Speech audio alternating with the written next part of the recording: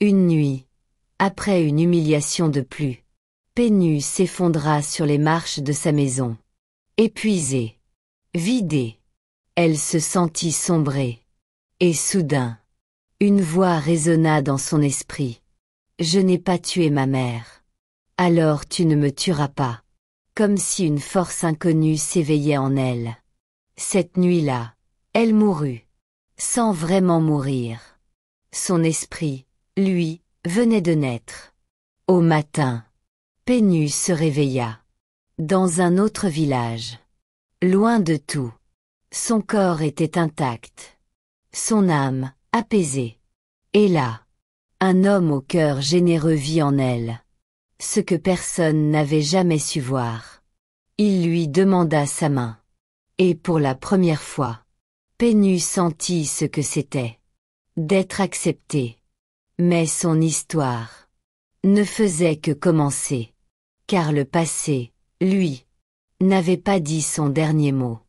Restez branchés pour suivre cette histoire jusqu'à la fin. Dans un petit village paisible, niché entre des collines ondulantes, vivait une jeune fille nommée Pénu. Son histoire avait commencé bien avant sa naissance. Une histoire tissée de mystères et de douleurs inexplicables. Sa mère l'avait portée pendant 13 longs mois. Bien plus que n'importe quel enfant avant elle. 13 mois de souffrance, douleurs intenses, vomissements incessants, et un mal-être constant. Les sages-femmes du village avaient tout tenté. Remèdes ancestraux, potions, prières. Mais rien ne fonctionnait. Ce n'est qu'au 14e mois que le travail commença. Un accouchement interminable de 24 heures. Un combat. Une épreuve. Et dans cette douleur, elle donna à sa fille le nom de Pénu, ce qui signifie « douleur ». Car elle était la manifestation même de ses souffrances. En grandissant, Pénu porta ce fardeau. Dans son prénom, mais aussi dans le regard des autres. Sa grande sœur, était chérie, couverte de cadeaux, d'éloges et d'amour. Pénu, elle, n'avait droit qu'au rejet. Personne ne soulignait sa gentillesse, ni son courage. Elle travaillait dur, sans se plaindre. La tête haute, malgré l'amertume. Rejetée, isolée, oubliée, même par sa propre famille. Une nuit, après une humiliation de plus, Pénu s'effondra sur les marches de sa maison. Épuisée, vidée, elle se sentit sombrer. C'est alors qu'une voix résonna dans son esprit. « Je n'ai pas tué ma mère. Alors tu ne me tueras pas. » Comme si une force nouvelle prenait vie en elle. Cette nuit-là, elle mourut sans vraiment mourir. Son esprit, lui, s'éveilla. Au matin, elle se réveilla dans un autre village. Son corps intact. Son âme, apaisée.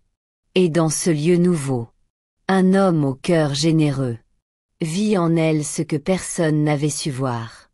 Une beauté vraie, née de la force, née de la résilience. Il lui demanda sa main. Et pour la première fois, Pénu sentit ce que c'était, d'être accepté. L'univers lui offrait une seconde chance. Une vie sans jugement, sans douleur. Mais une question restait. Comment était-elle arrivée ici? Et pourquoi? Une chose était sûre. Pénu n'était plus la même. Elle était devenue une femme nouvelle. Forte. Sage. Et enfin, aimée.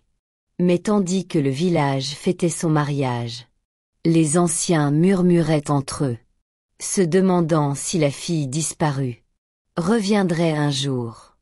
Mais cette fois, sous une autre forme. Les jours qui suivirent furent joyeux. Mais dans le cœur de Pénu, une inquiétude restait. Elle avait quitté le village de sa souffrance. Mais son passé rôdait encore. Son mari, Olamide, était doux. Sa famille l'accueillit à bras ouverts. Mais malgré tout cet amour, Pénu ressentait un vide. Chaque matin, elle avait la sensation qu'un chapitre de son histoire restait inachevé. Un soir, alors qu'elle attisait le feu, une vieille femme apparut à sa porte. Courbée, le regard vif, la démarche lente. Les villageois l'appelaient Mama Quasi, gardienne des secrets de la terre et du passé. Quand elle entra, l'air sembla devenir plus lourd. « Viens, ma fille, dit-elle. Il est temps d'affronter la vérité de ton passé. » Un frisson parcourut le dos de Pénu. Même Olamide ne connaissait pas son histoire. Et pourtant, cette femme semblait tout savoir. « Je croyais avoir fui, » murmura Pénu. « Je pensais qu'en partant, j'oublierais. »« On n'échappe pas au passé, » répondit Mama Quasi. « C'est comme une ombre. Il ne te quittera que si tu le regardes en face. Et que tu le libères. Tu es forte, mais cela ne suffit pas. Pour guérir, il faut affronter ce qui t'a fait mal. Et le laisser partir. » Le lendemain, Mama Quasi l'emmena à l'orée du village. Devant un vieux sanctuaire abandonné. « Entre, ma fille, dit-elle. Les réponses que tu cherches t'attendent là-dedans. » Pénu hésita. Les souvenirs affluèrent. Mais avec courage, elle franchit le seuil. À l'intérieur, l'air était épais, chargé d'encens et d'histoire. Des symboles anciens tapissaient les murs. Et au centre, un petit autel portait un bol d'eau claire. « Bois cette eau, » dit la voix de Mama Quasi à l'entrée. « Et demande pardon. Pour toi, et pour ceux qui t'ont blessé. » Pénu s'agenouilla. Le cœur battant. « Pardonne-moi, » souffla-t-elle. « D'avoir porté cette douleur si longtemps. De m'être laissé définir par elle. » À cet instant, quelque chose changea. L'air vibra doucement. Et Pénu sentit, pour la première fois, un soulagement profond. Comme si les chaînes invisibles, qui la liaient à son passé, se brisaient doucement. Lorsqu'elle se releva, elle était transformée, allégée, apaisée. « Tu y es parvenue, ma fille, » dit Mama Quasi avec un sourire. « Tu peux avancer sans peur. Le passé ne te retient plus. » Les larmes coulèrent sur les joues de Pénu. Non pas de tristesse, mais de libération. Elle avait fait face. Et elle avait choisi de guérir. Sur le chemin du retour, Pénu sentait que sa vie avait changé. Elle avait enfin trouvé la paix. Elle n'était plus une survivante. Elle était une femme libre. Mais ce qu'elle ignorait encore, c'est que le village qu'elle avait quitté ne l'avait jamais oubliée. Et bientôt, les ombres du passé reviendraient pour mettre à l'épreuve cette paix retrouvée. La vie dans le nouveau village semblait parfaite. Pénu avait enfin tout ce dont elle avait rêvé.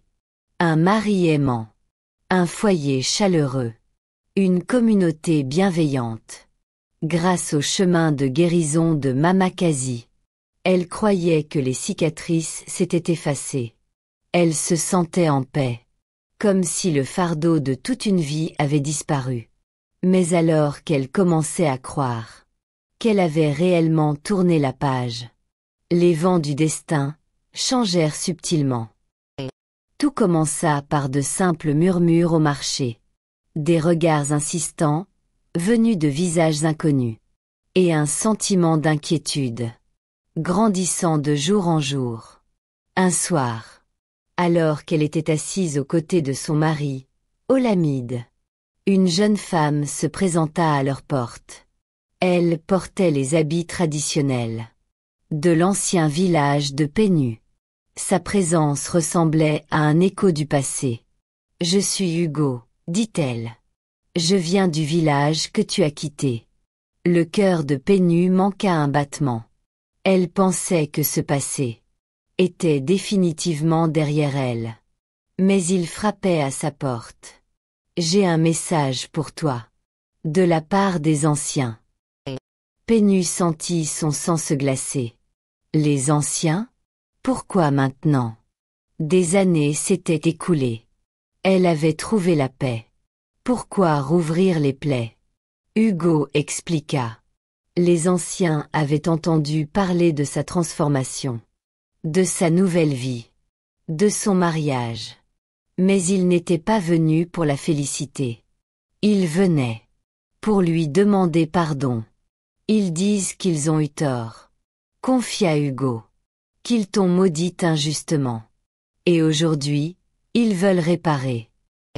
Pennu sentit sa poitrine se serrer. Elle peinait à respirer. Ces mêmes anciens, qui l'avaient rejeté, humilié, venaient maintenant s'excuser? Mais, que signifiait leur démarche? Et elle, était-elle capable de pardonner? Pourquoi maintenant? Murmura-t-elle. Pourquoi après tout ce temps? Parce que le passé suit toujours ceux qui l'a marqué, répondit Hugo. Ils pensent que la malédiction a été rompue. Mais pour que ce soit complet, ils ont besoin de ta bénédiction. Ils veulent que tu reviennes et que tu acceptes leur repentance. Pennu resta silencieuse, perdue dans ses pensées. Elle avait tellement souffert. Mais elle avait aussi reconstruit. Était-elle prête à revenir là où tout avait commencé? Était-ce le dernier pas vers la paix totale? Olamide posa une main douce sur son épaule. C'est ton choix, Pennu. Tu as déjà parcouru un long chemin. Si tu sens que tu dois y retourner, je te soutiendrai. Quoi que tu décides, je serai à tes côtés. Les mots d'Olamide résonnèrent profondément. Oui, elle avait guéri. Mais peut-être devait-elle revenir. Non pas pour eux, mais pour elle-même. Après une nuit de réflexion, Pennu se leva avec une décision claire. J'y retournerai, dit-elle calmement. Je dois faire face à ce passé une dernière fois. Le voyage fut long, épuisant. Plus elle approchait, plus les souvenirs ressurgissaient. L'enfance, le rejet, la solitude. Mais Pennu n'était plus la même. Elle était forte, libre. À son arrivée, les anciens l'attendaient au pied du vieux sanctuaire. Le même lieu, qui autrefois symbolisait sa douleur. Leurs visages portaient les marques du remords. Pennu, dit l'un d'eux, la voix tremblante. Nous t'avons fait du mal. Nous avons compris trop tard que ce n'était pas toi. Aujourd'hui, nous venons te demander pardon. Pennu resta immobile. Les larmes lui montèrent aux yeux. Mais ce n'était pas de la tristesse. C'était le poids de tant d'années. Et en même temps, la force nouvelle qui l'habitait. Je vous pardonne, dit-elle doucement. Mais sachez que j'ai déjà guéri.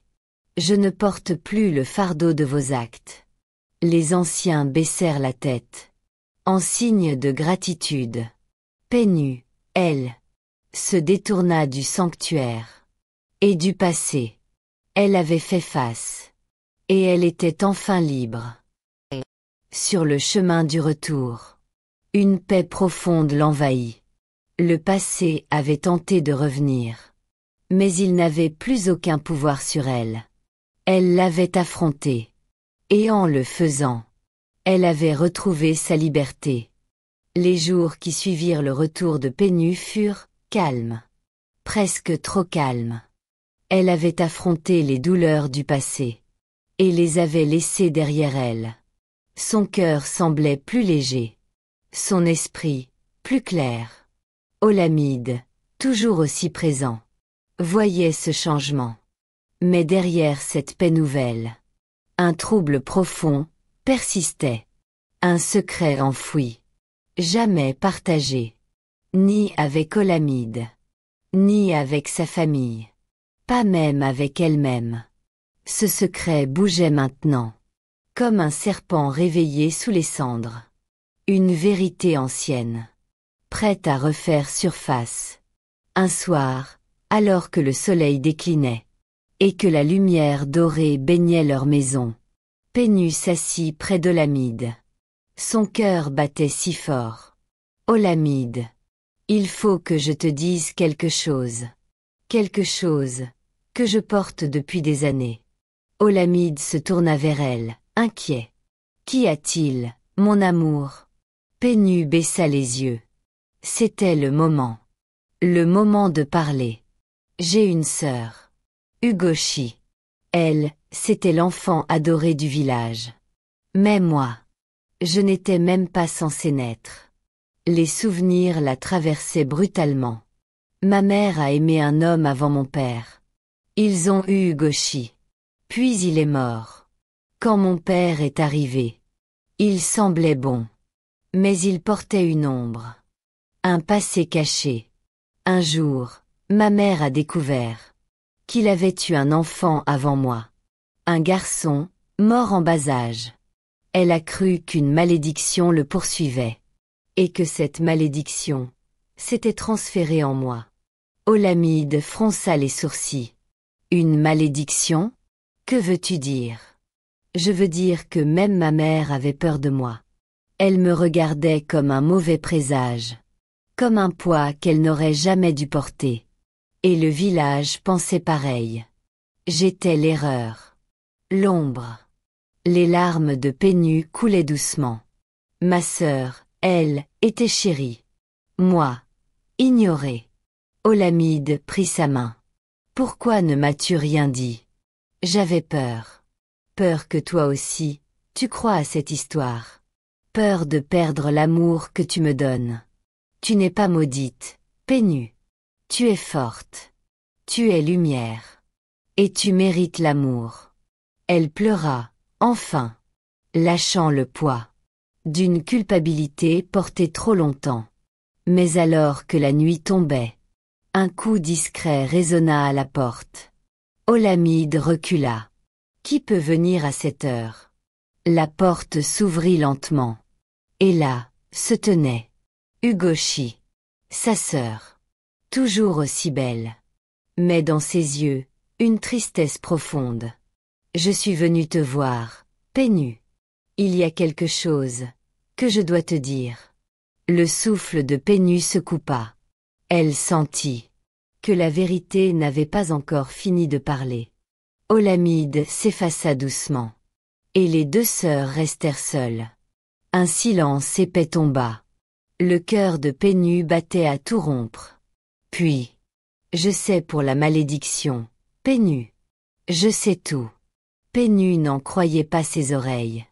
Tu sais? Mais, comment? Ugochi détourna le regard. Je voulais te protéger. Mais en fuyant la vérité, je t'ai laissé souffrir seule. Après la mort de maman, j'ai compris qu'il y avait autre chose. Quelque chose de plus grand. Pénu la fixait. Tremblante. Dis-moi. Ugochi. De quoi parles-tu? Ugochi inspira profondément. Ton père n'était pas celui que tu croyais. Pénu recula légèrement. Quoi? Souffla Pénu, confuse. Que veux-tu dire? Les mots d'Ugochi jaillirent. Comme un barrage qui cède. Ton père. Ce n'était pas juste un homme au passé douloureux. J'ai appris qu'il avait tué. Le premier mari de maman. Pénu se figea. Les mots résonnèrent dans sa tête. Tué. Elle était incapable d'y croire. Mais, pourquoi? Et comment sais-tu ça? Je l'ai entendu, quand j'étais enfant. Ton père parlait avec un ancien. Il disait qu'il avait tué par jalousie. Et que c'est là que la malédiction avait commencé. Tout bascula dans la tête de Pénu. Les souvenirs flous. Les regards fuyants. Les silences lourds. Tout prenait enfin sens. Mais pourquoi personne ne m'a jamais rien dit? Pourquoi m'a-t-on fait croire que c'était moi, le problème? Les yeux d'Ugochi se remplirent de larmes. J'étais jeune. Et moi aussi, j'ai cru ce qu'on me disait. J'ai cru que tu étais la source du malheur. Mais aujourd'hui, je comprends que c'était faux. Ce n'était jamais toi. C'était notre père. Son crime. Son secret. Pennu se laissa tomber sur sa chaise, bouleversée. Ce n'était pas elle. Ce n'avait jamais été elle. Elle portait le poids d'un péché, qui n'était pas le sien. Pourquoi m'avoir laissé vivre dans l'ombre, si longtemps? Souffla-t-elle. Pourquoi m'avoir laissé souffrir, seule? Parce que j'étais lâche, répondit Ugochi en sanglotant. Et parce que j'avais peur. Je te demande pardon, Pennu. Je suis tellement désolé. Pennu sentit son cœur se briser. Mais aussi, s'ouvrir. Elles avaient toutes les deux été prisonnières de ce mensonge. Ce n'était pas moi, murmura Pennu, les larmes aux yeux. Ce n'était jamais moi. Ugochi la prit dans ses bras. Tu ne méritais rien de tout ça. Et tu n'as plus à le porter. Et pour la première fois, Pennu sentit les chaînes invisibles se briser. Le lendemain, l'aube se leva doucement, dorant le village d'une lumière paisible. Mais pour Pennu, cette matinée était différente. La vérité était révélée. Le secret, mis au jour. Mais avec cette révélation, naissait une nouvelle question. Que faire maintenant? Assise avec Olamide et Ugochi, elle fixait l'horizon. Que veux-tu faire à présent? Demanda Olamide d'une voix douce. Pennu resta silencieuse un moment. Puis elle répondit. Je dois dire la vérité. Aux anciens. Au village. Pas pour qu'ils m'acceptent. Mais pour moi. Pour tourner la page. Définitivement. Ugochi proposa de l'accompagner. Mais Pennu refusa. C'est mon combat. Mon histoire. Accompagnée d'Olamide. Elle se rendit au lieu de rassemblement des anciens. Tous la regardèrent avec méfiance. Parmi eux, Neka, la plus dure envers elle dans le passé. Que viens-tu faire ici, Pennu? Lança-t-elle froidement. Je viens dire la vérité. Celle que vous avez ignorée. Pendant trop d'années. Un silence pesant tomba. Je n'étais pas maudite. Ce n'était pas moi. C'était mon père. Il a tué le mari de ma mère par jalousie.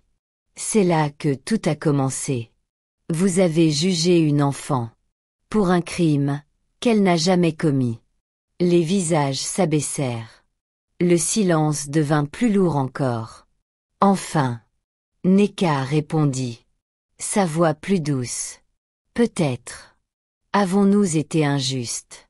On ne peut pas changer le passé. Mais ce que tu feras maintenant compte davantage. Je ne demande pas qu'on m'aime. Ni qu'on m'excuse. Je demande juste qu'on me voie pour ce que je suis. Une femme libre. Une femme en paix. Merci d'avoir regardé cette histoire. Rendez-vous dans la partie 2 pour découvrir la suite.